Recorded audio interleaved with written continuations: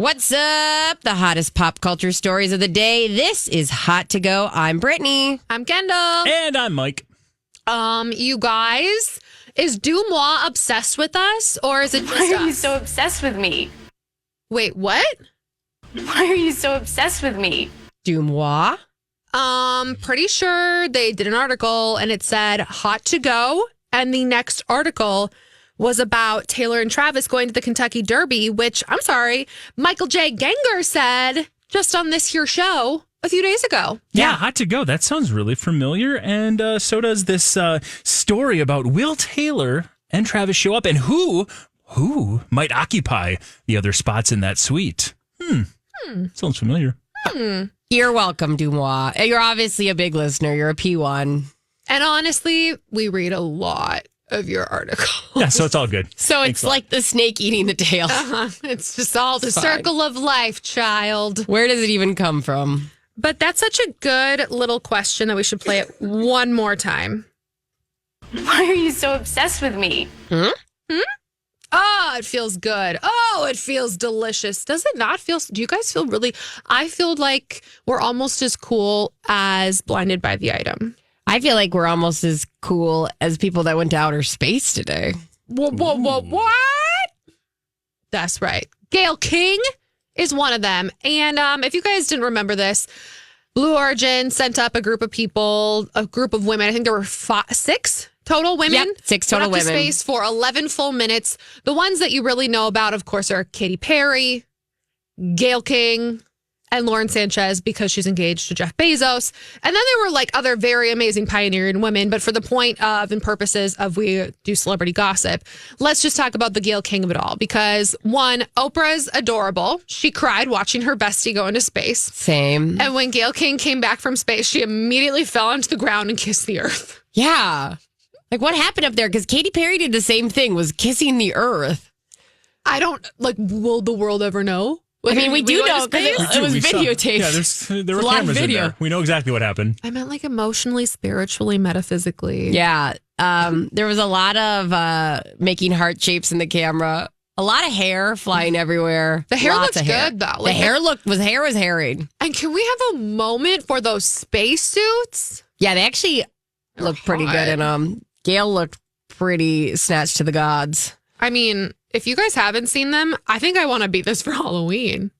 Ooh, you would look good in this. You'd look good in this. I could work this. I mean, The belt would not hit at the right spot for No. me. It's a big problem in my life. oh no, I think that this would look hot on you. I feel like, should we both be it? We'll be the first 2 women. To go where no woman has gone before. Which one are you? Are you Gail? Or are you Katie? I mean, we both want to be Gail, but unfortunately, I think we're both like Katie collab. Probably. By the way, the other one, NASA rocket scientist, a civil rights activist, and a film producer. I feel like I should get them in Yes. just because like they're women who do way more than we do just by breathing air. So congratulations to them. First off, like we said, Oprah cried. Second off, Gail kissed the earth. And the third person we are like is something we never ever thought we would say. And that is Sir Jeff Bezos himself, who upon seeing his lovely fiance land, literally face planted on his run over to see her. That's so so everything. us. That's so us. I rarely relate, but yeah. Like, I don't think I've ever related Yeah. to the richest man Yeah. ever. But like the fact that he got so excited to see her that he missed the giant hole in the ground and fell into it. I also go And then like pushed himself back up and kept running. all these people were so scared of them going to space, which I get. But if there was like a 50-50 chance of them coming back, like what? Why were they that scared? Makes me nervous. Like, Oh, like y'all are fronting that this was safe. I don't know. No, I think it was the opposite. Yeah, me too. They're all acting like this was really super risky, where they never in a million years would have put people in this experience if it was like better than, and they got the numbers, they got the calculations. There was a less than a 0.5% chance anything bad would happen. And that's where I go. Either you're being drama on one side or drama on the other side. And it does feel like you guys, they weren't up there for longer than my commute into work. Like, Not even close. It'd be like like if- long now I with watched 94 the- construction. that's true. I watched the whole thing. I was sitting on my chair just watching all on my phone. And I also watched Khloe Kardashian in Cheers. Because, of course, Chloe and Chris were both there. In tears. They were. They got emotional. In tears. They're besties of Lauren Sanchez. And they were there, and it was funny because after it ended, someone who was there doing the interview said, "Are you guys next? Are we going to get the Kardashians in space?" And Chris was just very much like, "Yeah, we'll let Chloe handle that for us. No, none of us are going up."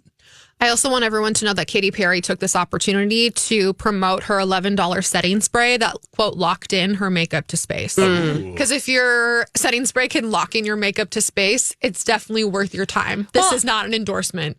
I just literally, I don't want to buy a setting spray that won't, because there is an off chance that I get asked. And, that's important. If I'm going to invest in a setting spray, it's good to know. I mean, it's only $11. Sign us up. It might actually shrink wrap your face, but does it look tight? It looks Will we do it? Is it tighten everything? Yeah, I think that you had a good chance of having a good time in space, or you could have just done it right here and partied at Coachella this weekend. Whoop, whoop. Because it was an event. I rarely go. I'm a little jelly, but there was a lot going on where I thought, wow, this would actually looks great. Lady Gaga killed it. She had over 2 hours, 20 songs, and as many costume changes as Coachella will let you allow. She mounted a lavish spectacle built around her album Mayhem on Friday night, which I guess not enough people could see it. That was the only problem, is that everybody wanted to go. So the biggest complaint about Lady Gaga's performance was, I didn't get to see it because I didn't wait there 8 hours for the show. So that's a good sign for her. But that's a you problem. You know what I mean? Totally. Are you committed or are you not? I know. It's like when Beyonce performed at Coachella. It's like, you're not going to get to watch the other acts. You're either sitting here all day or you're not. No, I think too, what we learned from Beyonce at Coachella was that everybody went, I've never seen a performance like this with Homecoming. And if you knew that Gaga was going to be there, it would have been worth the sacrifice, because that's all we're hearing, is that it was the best experience ever and performance ever by her. But they definitely gave a lot of love to millennials, because Missy Elliott got her freak on. Millie Elliott still seemed to be peering into the future in a rowdy main stage set that served as a kind of victory lap after the long overdue arena tour she finally mounted last year. So I guess Missy Elliott's was amazing. And then on top of it, you know how... Break for cough. Thank you. She's still not healed. She might be a carrier monkey, everybody. Fine. Watch out. It's fine. We talked about Lisa being on this year's White Lotus as Mook, and which was funny because she played, I don't want to ruin things, but she played a character that seemingly didn't have a lot of going on. Little did we know, as you watch White Lotus, she's one of the biggest stars in the world. She derives from Blackpink.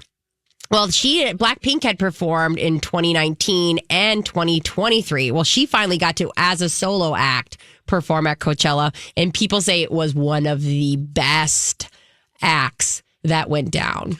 Have you guys ever seen that documentary on Netflix about Blackpink? Mm-mm. It is so good. You don't have to be when I saw it, I didn't know a lot about Blackpink. This was a couple years ago, but I was like, oh, this looks entertaining, right? Yeah. For entertainment's value. It is insane how much they go through in these K-pop groups to even be considered to be a K-pop. Maybe we'll put you in a group someday. And the women behind Blackpink, the reason that they're breaking off and doing well is because they're so trained and so good. It's not like what we've seen with some of our boy bands or something from yesteryear. Our curated bands. They're not. Yeah. It's not as casual, right? It's wild. It's really good if you're at all interested in that. Well, I'm just telling you, even just taking a real glance at her set and her costume changes, she is a star through and through, which is so funny because if you've been watching her week after week on the White Lotus, wearing these hotel cleaning outfits, and then to see her in these, you went, oh yeah, that was all under there. She even made a reference that was this is what Mook does on her days off, and then went hard. We also found out what one of the other cast members do, because Patrick Schwarzenegger was there and he was going crazy. He was her biggest fan, biggest supporter. Look up videos of him going nuts while she was performing, because it is fun. That's so sweet. And they even said that too. All the cast members talked about how close knit they got. And they talked about a lot of them didn't know what a big star Lisa was. They're she's just Mook. I don't know. She just plays Mook.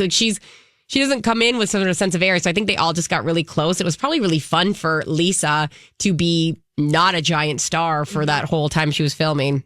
Yeah, because over in Asia and specifically like in Korea, they have no life. Yeah, Like, you can't.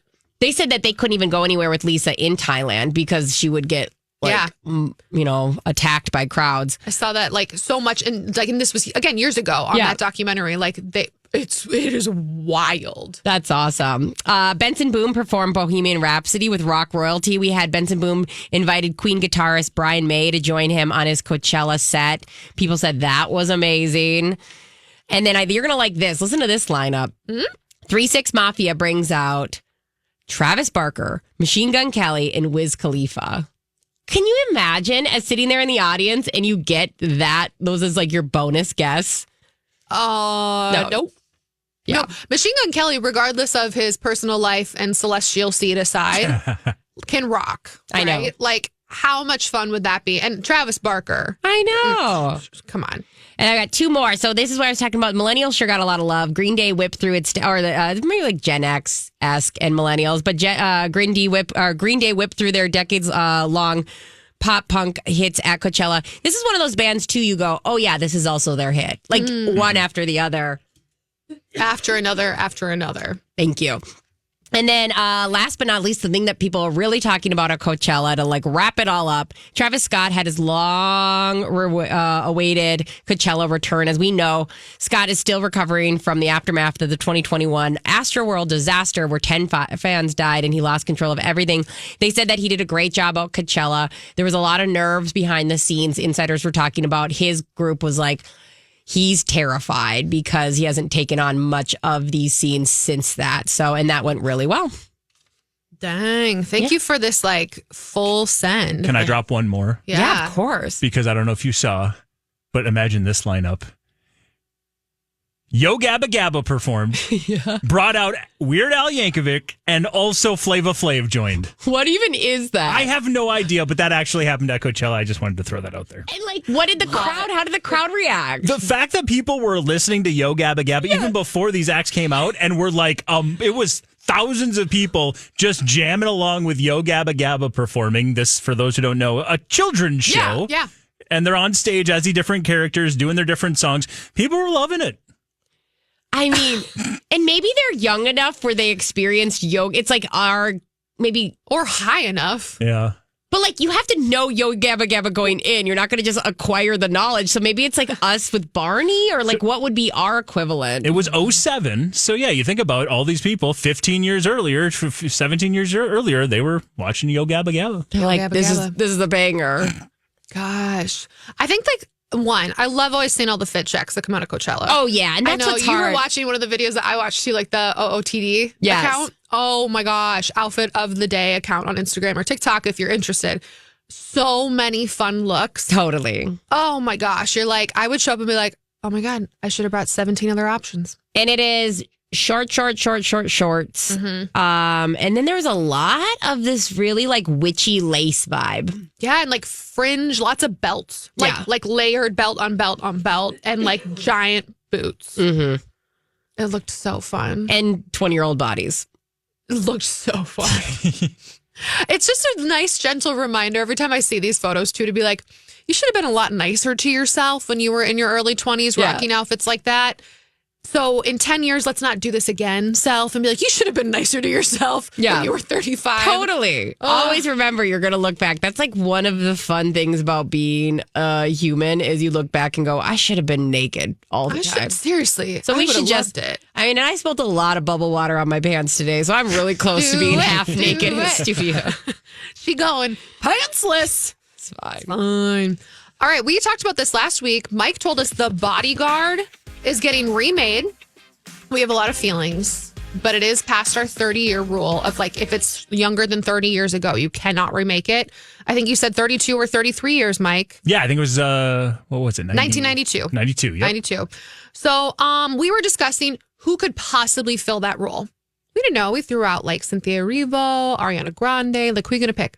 Well, according to Tyra Banks, it should be Taylor Swift. Abso-freaking-lutely. Because as she says, I think Taylor Swift, because business, commerce, art, she would freaking sell like crazy. What if we flipped it and it was Taylor Swift and Idris Elba. Oh, because she was saying like the original Whitney Houston was black and Costner was a white guy. So Tyra was like, what if we flipped it and have Idris Elba as the security guard? I'm like, no, that doesn't work for me at all. I want Michael B. Jordan. But Taylor Swift, I needed to bring this to my Swifties. I struggle with this because what are you going to say? I mean, I would just go, there's Taylor Swift. You know what I mean? Like, no matter... It's one of those people where you go, I'm not going to take a break from reality with her. It's not, I don't know if she could act her way out of not being Taylor Swift. It's just, so I don't know for me. Is that the only reason? What do you mean?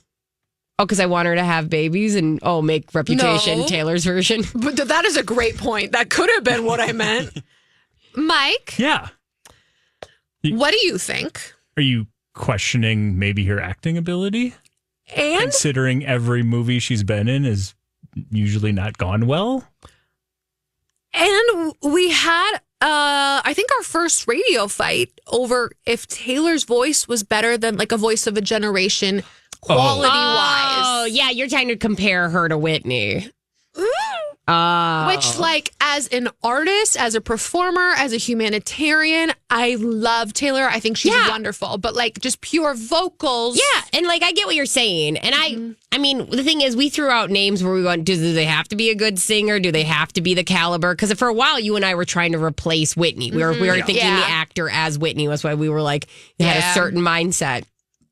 So I get what you're saying. Like, I don't think that's a crazy conversation. Oh, good. I didn't feel like offending you at 20 minutes into the show. No. Wait 30 more minutes and then we'll go hard. Give it a couple more. Okay, cool. But like, yeah, I just struggle when and Mike said, it's not like she's been a known actress. She does well in her music videos where she acts and runs around. I don't know if I don't think she would take this, first of all. And one could argue the reasons why her acting roles haven't been successful is because of what Brittany just talked about, is you can't separate the star from the role. Yeah. You can't be immersed in it. You can't feel like you're watching somebody else on the stage or somebody else on the screen because we all know who it is. It's almost too big. Mm-hmm.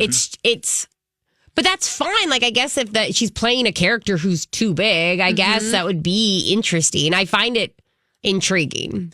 In a weird way, and this wouldn't be the intention. It almost feels like you're doing like a not a spoof, but in a way it kind of feels like that makes sense. Totally. You're like, but you're not looking to really do this then if you're not going for an actor singer. I think I fell behind you when you said, let's go unknown. Let's go unknown. Let's be immersed in this story in a way we could pull somebody up. You know, there's a lot of amazing singers that we've never even heard of. Let's get them center. Let's do that. And you know how much I don't want to take a paycheck away from Taylor Swift. I also, more Taylor Swift in my life, the better.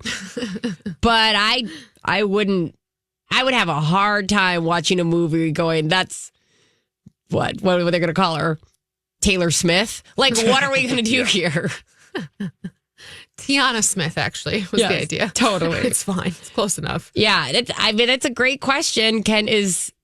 What kind of role can we get? And does it feel like you said, it's almost like a spin-off, like a knockoff. Yeah. When she plays, like she's going to walk around pretending it's like a cosplay of her own life. Which I wouldn't even be surprised if they did kind of, like I said, tonally change it a little bit. So maybe it's not so dark, maybe it's not so heavy, make it a little bit more fun. And then you could have an approachable take and have somebody like a Sabrina Carpenter do it, or somebody like that if you just give it a younger, fresher coat of paint, not that older version that we think of when we think of The Bodyguard. Because you're never going to be able to recreate the old one as good as the old one was. So do something slightly different. Exactly, yes.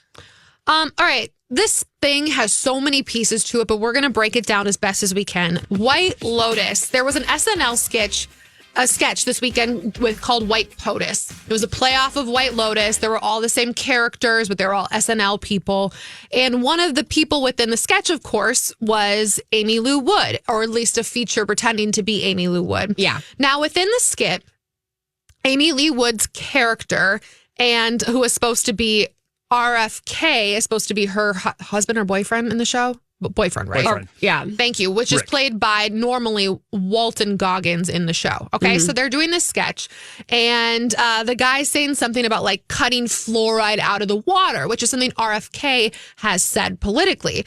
They pan over to Amy Lee Wood, fake Amy Lee Wood, who goes, "What fluoride?" with big fake teeth. Yeah. Now, the actress is known because she has a big gap between her teeth. But she has buck teeth. Yeah, she's got buck teeth, and she's like, And I kind say of, like, that proud of it. endearingly. She's gorgeous. And I like, but it's definitely like a defining feature. totally. So when comedian Sarah Sherman was wearing these fake, like very large fake buck teeth, and they were making a fluoride joke, one, didn't hit Amy Lou Wood's sister very well. Two, which we'll get into, her maybe flame, maybe not. They've blocked each other on Instagram. Who really knows what's happening here? Walton Goggins praised the sketch. He thought this was smashing.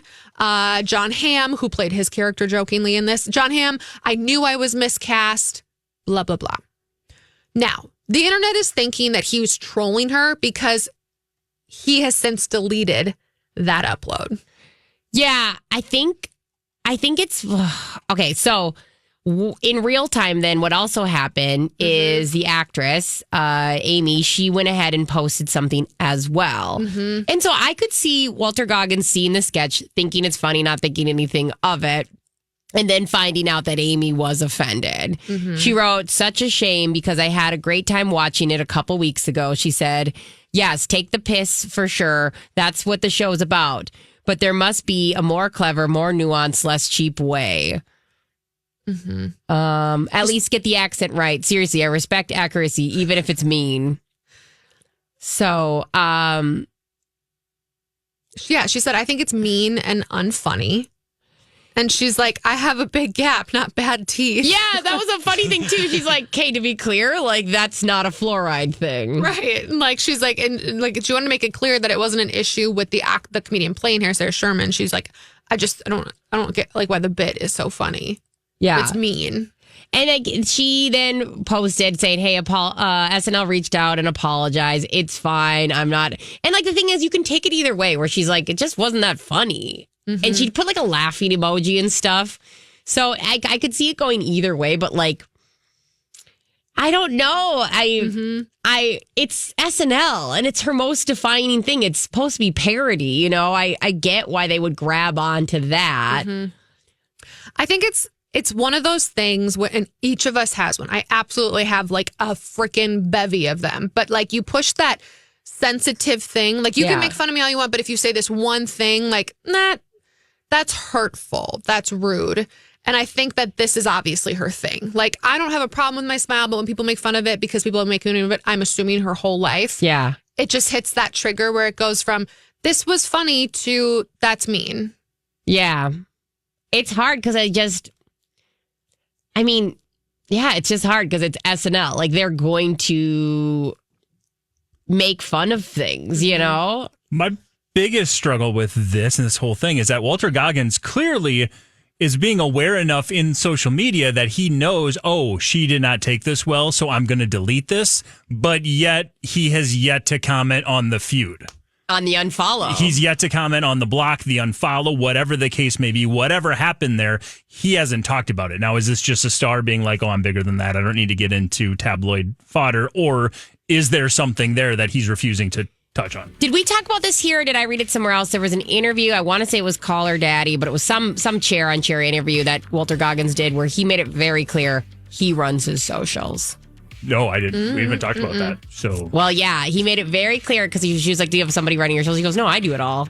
Oh, snap. Again, that makes me feel like the feud is real. I don't know. He has yet to acknowledge that at all.